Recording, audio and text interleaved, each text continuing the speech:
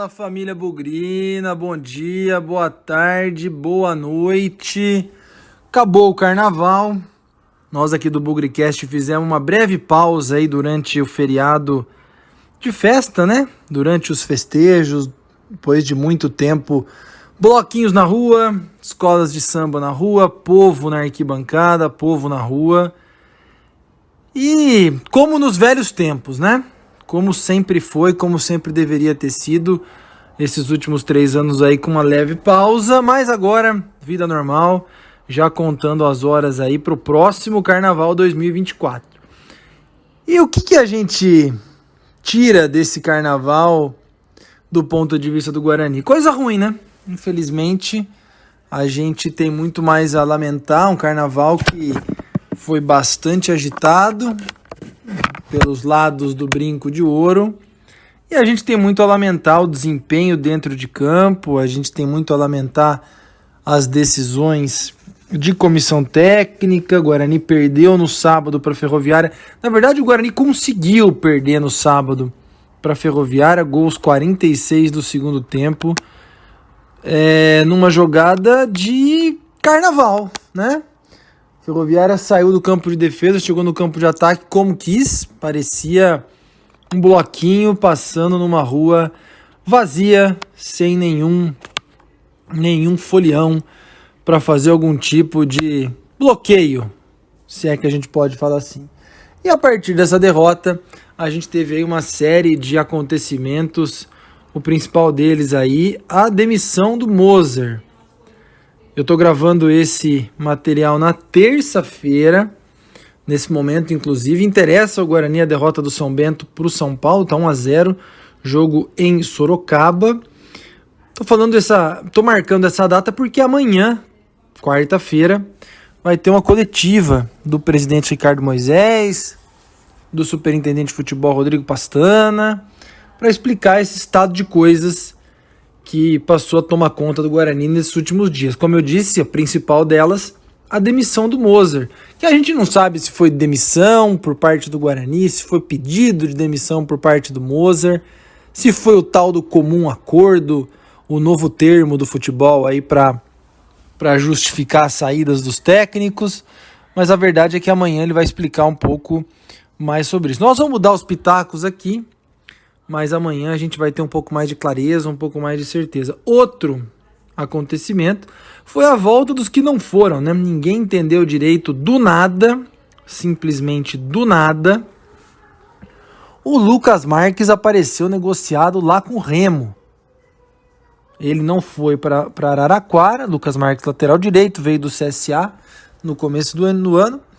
Ele não foi para o jogo em Araraquara com a Ferroviária.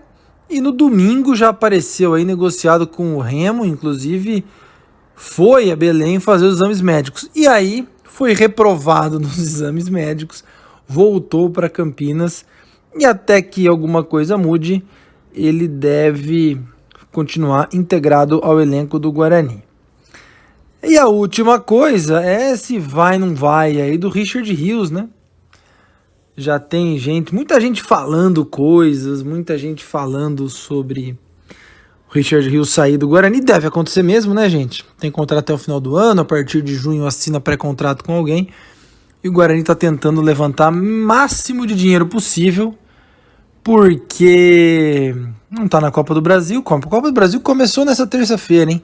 Tá rolando aqui Marcílio Dias e Chapecoense. Mas como não vai classificar no Paulistão, também não tem a verba da Copa do Brasil, precisa de dinheiro.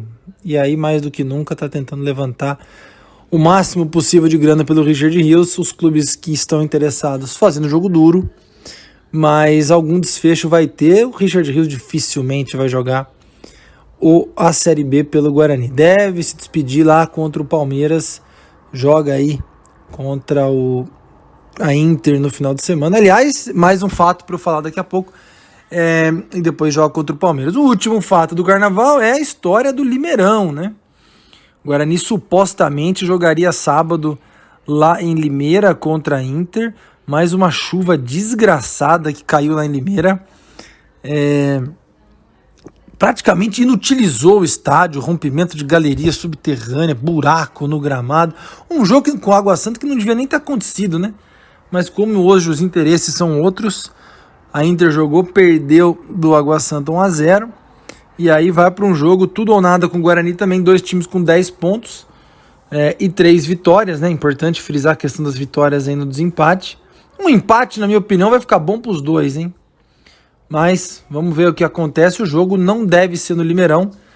Hoje surgiu um boato aí que o jogo deve ser em Sorocaba, onde as condições de gramado são melhores e, obviamente, pode a presença da torcida visitante também. Eu resumi 4 assuntos do final de semana, do feriado de carnaval. Falei do Moser, falei da derrota, falei do Lucas Marques, do Richard Rios e do jogo em Limeira. Foram 5, na verdade. E agora eu vou dar um pouquinho mais de ênfase nessa demissão do Moser e essa substituição de técnico. Quem vai ser o próximo técnico do Guarani na temporada 2023? Hora de falar disso. Bugrecast, o podcast da torcida bugrina. Para falar do técnico e toda essa celeuma recente, a gente tem que falar da campanha do Guarani, que é completamente abaixo das expectativas, completamente decepcionante.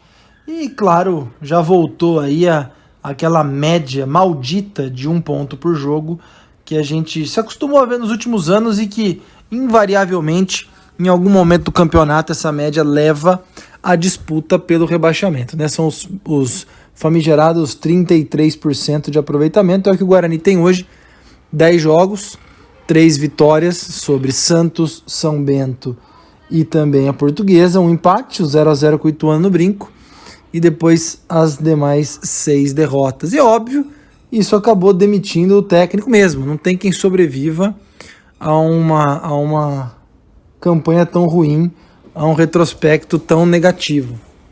Não dá para dizer que sobrou pro Moser, né? Porque às vezes a decisão do futebol mais fácil é mandar o técnico embora. Eu acho que o Moser ele fez por merecer essa demissão. Primeiro porque avalizou muitas das contratações que o Guarani trouxe para esse ano, muitas delas questionáveis até o momento, né? Segundo, nunca encontrou um time que desse liga, né? Claro que as lesões atrapalharam muito, mas o Moser nunca encontrou uma flexibilidade técnica, uma variação tática, nunca encontrou aí um time para jogar. Tirando a dupla de zaga, talvez aí que esteja um pouco mais sólida, né? Não encontrou um caminho para o time. E terceiro, pelo desgaste com a torcida, né? De graça, no jogo contra o Ituano, ele já se indispôs ali falando umas besteiras, e ali mesmo nos nossos programas do Bugrecast a gente já disse que em algum momento o Moser seria demitido, porque é aquele negócio, né? Cria um problema que a torcida vai mastigar por muito tempo, né?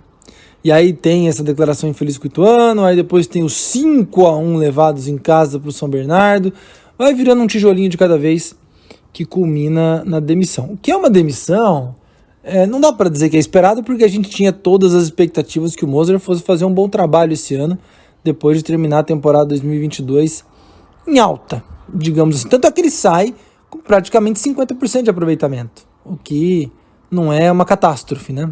Então, muito técnico já foi mantido com aproveitamentos muito piores do que esse. E a verdade é que o Moser não conseguiu fazer o que se esperava dele nesse Paulistão. Então a gente vê isso como uma repetição do passado, né? É um modelo que o Guarani adota de técnicos jovens, e é engraçado porque no último jogo eu conversei com o Mariolani e ele falava assim para mim: poxa, a sensação que eu tenho é que esses técnicos eles são muito bons no curto prazo, eles são bons de boca, são bons de motivação, falam o que o jogador quer ouvir no curto prazo, mas num trabalho mais longo, a tendência é que eles não tenham nem equilíbrio, estrutura emocional para conseguir lidar com situações complexas do futebol. Então já foi assim, vamos voltar a fita aí. Já foi assim com o Carpini, com o Alan Al, com o Daniel Paulista, que fez um trabalho um pouco mais longevo, né? E agora com o Moser também. A sensação que se tem é que esses caras duram sempre aí de 4 a 6 meses e nada mais. A dúvida fica agora para ver quem vai substituir o Moser, né? E se é que ele vai ser substituído no Paulistão. O Carnaval foi uma coisa de louco aí, um monte de gente jogando nomes na imprensa, nas redes sociais, e eu vou ser muito honesto para vocês, assim.